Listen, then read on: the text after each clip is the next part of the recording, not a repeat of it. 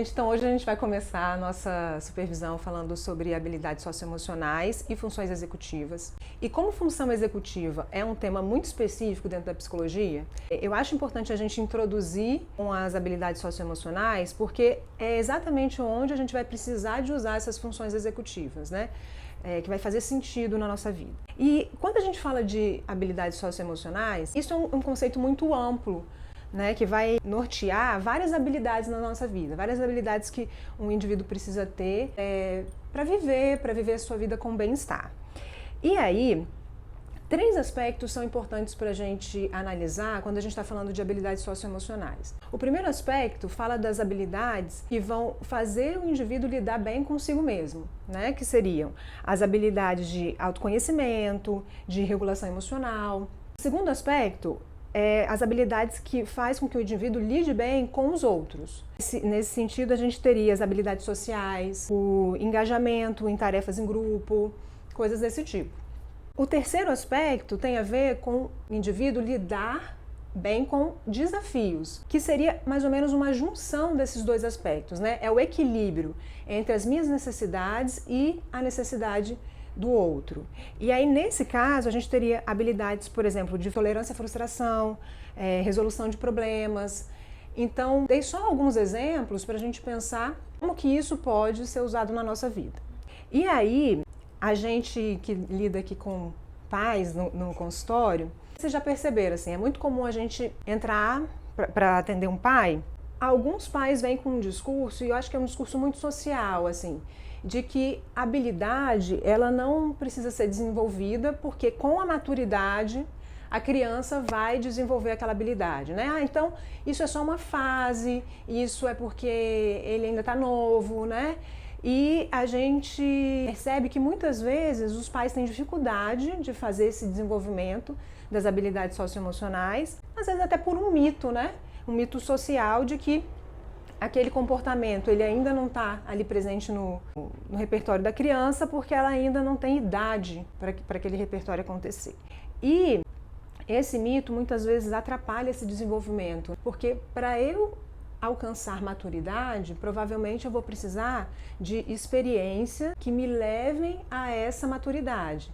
Mas eu vejo que com o passar do tempo as crianças se desenvolvem, sim, mas ela vai para a escola, ela lida com os professores, é exigido mais autonomia dela, por exemplo, que também é uma habilidade socioemocional. Então, isso, com o passar do tempo, vai acontecendo talvez de uma forma muito natural, mas ela vai precisar dessa experiência para o desenvolvimento. Então, é importante a gente pensar nas habilidades socioemocionais a partir desse aspecto. Preciso de experiência e preciso de experiência de qualidade. No livro, ele fala muito sobre como que a gente se interessa a estudar a flexibilidade mental, o controle inibitório e as funções executivas como um todo. E fala que o interesse por esse tema surgiu muito por transtornos do desenvolvimento que afetam as funções executivas. Então, entre eles o TDAH, o autismo por si só. Então, a gente associa muito ao desenvolvimento de funções executivas a esses transtornos. Isso não quer dizer que uma criança neurotípica não vá passar por essas dificuldades ou que vai ter uma certa dificuldade de desenvolver controle inibitório, de desenvolver controle de impulso, de flexibilidade mental. Isso vai acontecer, mas a gente normalmente segrega em pessoas com transtorno e pessoas neurotípicas que vão ter esse desenvolvimento com a maturidade. A idade vai chegar e ela vai desenvolver isso por si só, porque as experiências vão ajudar no desenvolvimento dessa criança. Você quer ver um exemplo disso? Quando a gente se torna mãe, né, e aí tem todo o processo de amamentação, o bebê começa a chorar, aí você lá corre e tal para dar o peito, para amamentar. Ou então, né, mães que vão dar mamadeira, mesma coisa. Nesse simples processo, assim, que as pessoas nem percebem, você começa a ensinar comportamento de espera. Porque inicialmente você fala, tá bom, vamos lá, né? Fica aquele vucu-vucu para você colocar o neném para mamar. E aí, com o passar do tempo, você vai conhecendo o bebezinho, o teu filho, e aí você vai falando naturalmente, meu filho, espera um minutinho, mamãe tá indo, tô indo, coisas desse tipo. E você vai atrasando essa disponibilidade, exatamente. E aí, isso faz com que esse comportamento de alimentação ele consiga chegar, por exemplo, quando a criança vai fazer uma introdução alimentar quando ela vai para uma creche, esperar o prato chegar, né? Isso é muito sutil, gente. Às vezes a gente não tem a noção do quanto que a gente favorece as habilidades socioemocionais, mas ela acontece no dia a dia. E talvez por isso também dê essa ideia de que, eu não preciso fazer nada. O tempo vai passar e essa criança vai se desenvolver. Eu tive pensando, na verdade, o quanto alguns pais chegam pra gente, muitas vezes tentando entender o processo terapêutico da criança, questionando de que modo que as atividades que a gente trabalha aqui, os jogos, as brincadeiras, podem contribuir nesse desenvolvimento socioemocional. E aí, é difícil conseguir, às vezes, explicar para os pais que cada atividade, cada jogo, cada brincadeira também está relacionado ao desenvolvimento dessas funções executivas, né? Tudo tem um objetivo, às vezes um planejamento, fragmentação, né, dos passos, 1, 2, 3, e tudo isso vai ajudando ela a se organizar, né, de uma forma que isso tenha impacto positivo sobre a questão socioemocional também.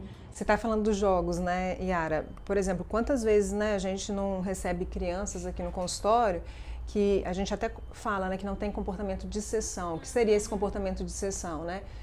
Que a gente tem um início, um meio, um fim, de sentar para fazer uma atividade, esperar as coisas acontecerem, né? Esperar a gente passar a atividade, os combinados, né, do que pode ser feito, os jogos, né? Esperar a tua vez, o quanto que esperar a vez é importante, né, para a nossa vida, assim. E isso que você está falando faz todo sentido. De uma forma lúdica, a gente consegue trabalhar esses processos de funções executivas e habilidades socioemocionais e que aquele jogo inocente, né? lúdico e gostoso de se jogar, ele vai ter uma função importantíssima para desenvolver essa habilidade com as crianças, né?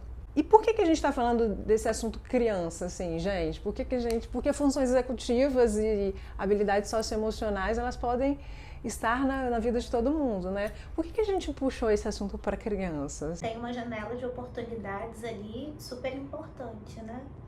Para a gente conseguir fazer esse desenvolvimento nessa primeira infância ali, entre 3 e 5 anos, que é um período, né, que a criança está aprendendo a fazer jogos, a contraturno, a esperar a vez, tudo isso que a gente falou, e começa a acessar essas possibilidades e a gente pode estimular a partir daí para que na vida adulta a gente tenha impacto nisso no social, na vida de trabalho, né, na vida laboral, nas relações de um modo geral.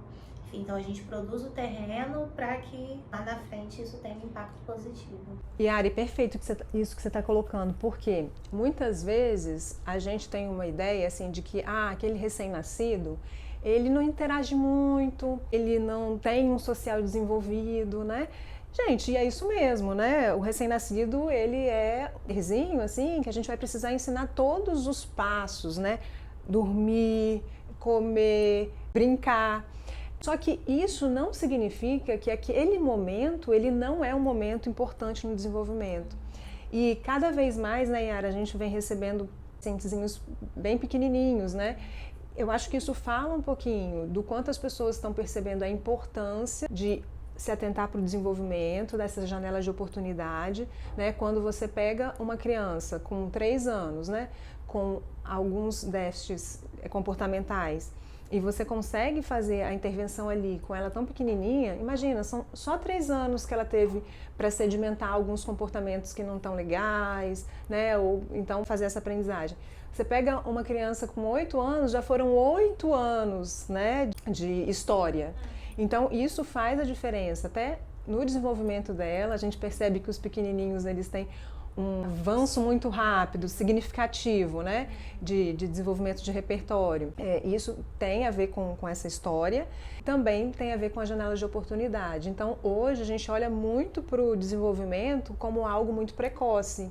E é importante, porque se eu consigo dar suporte ali, quando eles são muito pequenininhos, eu posso dar suporte para um padrão de comportamento a longo prazo, né? Eu estava pensando nisso ontem, até eu fico pensando, né, nossa, como chega essas crianças pequenininhas e por que se tem essa atenção dessa forma, dessa maneira agora? Será que é só mais conhecimento que a gente tem a respeito do desenvolvimento? Será que são os pais mais atentos? E eu acho que é um conjunto de todos esses fatores, mas que de fato oportunizam que problemas que a gente percebia lá na adolescência, na vida adulta, a gente consiga antecipar agora, prevenir e conseguir intervir para que lá na frente a gente tenha menos consequências, né? E muitas vezes é comum a gente ouvir falando assim, mas o cérebro termina de desenvolver aos 21 anos, então ele ainda está em desenvolvimento, ele é impossível agora porque ele está na adolescência, mas ele vai conseguir desenvolver isso porque a gente sabe que as funções executivas são uma das últimas funções a serem consolidadas. Tem estudos que mostram que vão até os 23 anos, só que é importante ressaltar que eles vão se tornando cada vez mais complexos, então eles funcionam em cadeia. Para mim conseguir ter o controle inibitório, para mim conseguir ter flexibilidade mental, lá na adolescência e vida adulta eu vou conseguir ter conceito de abstração, que na infância eu não vou ter. Então eu preciso desenvolver nas janelas de desenvolvimento essas habilidades para elas se tornarem cada vez mais complexas. E a gente pode fazer um paralelo, por exemplo, com problemas de matemática. A gente aprende adição e aí eles vão se tornando cada vez mais complexos a partir do momento que a gente consegue lidar com mais informações, temos uma melhor memória de trabalho, uma melhor flexibilidade mental, para, enfim, chegarmos lá em equações de segundo grau, descobrir valor de x, valor de y. Mas foi um caminho. Eu simplesmente não posso tentar ensinar essa equação de segundo grau para uma criança de 5 anos se ela não adquiriu diversas habilidades até chegar a esses pré-requisitos. Então, pré-requisito, gente, eu acho que isso é uma das partes mais importantes que a psicologia pode contribuir, né? O comportamento ele é feito de pré-requisitos, mesmo que a gente não tenha clareza sobre eles, né? E eu acho que é isso. A gente que é psicólogo e trabalha com a infância, a gente vê isso muito na prática, né? Se uma criança ela não consegue imitar, ela não vai conseguir muitas vezes falar. Por quê? Porque ela não tem o pré-requisito de imitação, que é um dos pré-requisitos mais importantes para comportamento. Então, a ideia de que o comportamento é um monte de pedacinhos, né? E que vai formar o todo, ele é muito legal. Primeiro, porque a gente pode trabalhar todos esses pré-requisitos. E segundo, para entender que eu tenho um objetivo lá na frente que ele é geral. Mas se eu não trabalhar os meus objetivos pequenininhos, né, como em toda pesquisa científica, se eu não trabalho os meus objetivos específicos, eu não chego no meu objetivo geral. Mas eu acho que isso acontece muito, Gui, o que você está falando, porque os pais também trazem dessa maneira. Aí ele não faz isso, ou seja, tem um alvo, esse alvo está sendo colocado como proposta de desenvolvimento, mas a gente não consegue pensar, e talvez esses pais não conseguem pensar, que existem vários pequenos comportamentos a serem desenvolvidos antes de você alcançar esse comportamento-alvo. E aí, quando você vai trabalhando com a criança, mas não está tendo resultado, mas a gente não está vendo evolução. E, na verdade, existem pequenas evoluções que precisam acontecer antes para a gente alcançar esse objetivo. Você quer ver mais bonito do que o comportamento motor, assim, que a gente vai vendo esse desenvolvimento quando a criança está nesse desenvolvimento para andar, né?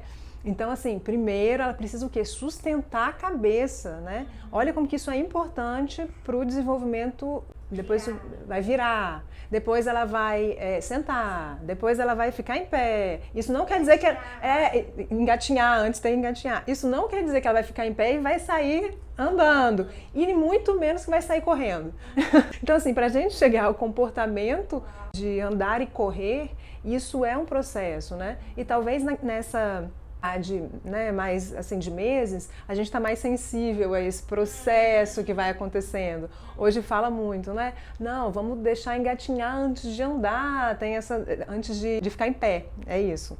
Vamos deixar engatinhar antes de ficar em pé. Então, assim, ali a gente vê o processo acontecendo, mas quando a gente fala de comportamento, isso parece tão subjetivo, né? Tão fora. E aí a gente entra numa discussão de como que a gente tem sucesso em uma tarefa, sendo uma pessoa adulta ou sendo uma criança. A gente passa por 2 etapas, mas não quer dizer que essas 2 etapas vão ser lineares. Então a minha primeira etapa é um planejamento. Eu preciso ter um planejamento minimamente eficaz dos recursos e do meu ambiente e definir objetivos. Então, como você falou, como pesquisa, eu vou ter pequenos objetivos, mas eu vou ter um objetivo maior lá na frente. Depois dessa primeira etapa, que é o meu planejamento mínimo, eu preciso da segunda etapa, que é o meu automonitoramento. Então eu vou monitorar se os recursos que eu escolhi, que eu defini como objetivo, estão tendo sucesso. Então eu vou me automonitorar se eu me distraio, se os recursos são adequados, se o tempo que eu defini é adequado. Então vamos dar um exemplo de montar um quebra-cabeça. O meu objetivo final é montar um quebra-cabeça, mas para isso eu preciso passar por várias etapas. Eu vou escolher que eu vou montar toda a moldura do meu quebra-cabeça, escolher todas as peças que são lisas. E aí esse é um primeiro objetivo, mas não é o objetivo final. E aí eu faço um automonitoramento se eu conseguir separar realmente todas as peças e não faltaram nenhuma. Mas eu vou para um segundo objetivo, que é começar a montar as peças. E eu posso começar a montar de forma desorganizada, me perder, posso desistir da tarefa, porque eu não tenho esse automonitoramento de lidar com a frustração de não conseguir montar o quebra-cabeça. E eu posso avaliar que eu não escolhi outra estratégia. Então a minha estratégia pode ser eu separar as minhas peças por formato, por cores, e aí começar a montar. Então essa segunda etapa ela pode ocorrer diversas vezes no processo de um sucesso de uma tarefa, porque é eu me autorregular, me automonitorar no meu desempenho, as exigências que a tarefa está me demandando ali, porque eu posso me deparar, por exemplo, com um desafio no meio da tarefa, como você falou. Então, se eu me deparo com um desafio, esse desafio não estava previsto lá no meu planejamento inicial, mas ele é fundamental para que eu atinja o sucesso da tarefa. Então, eu posso me auto-monitorar algumas vezes até chegar ao fim dessa tarefa, tendo sucesso e não desistindo dela. E aí esse treino que a Joyce está falando, né, acontecendo de forma recorrente, ali a gente treinando essa habilidade, a gente, além da autorregulação, controle inibitório envolvido, tolerância à frustração. Então a gente vai trabalhando diversos mini objetivos, né, como a gente está colocando, para alcançar o objetivo final, que é a montagem do quebra-cabeça satisfatória e de você conseguir olhar para aquilo que você fez e se satisfazer com o produto, né? E aí, nesse processo de você montar um quebra-cabeça, está envolvido diversos componentes das funções executivas. Que a Yara falou, controle inibitório, flexibilidade mental. Eu tinha planejado de uma forma, mas essa forma não foi eficaz. Tenho que voltar ao ponto inicial e planejar uma outra forma, mas eu não estou refazendo meu objetivo.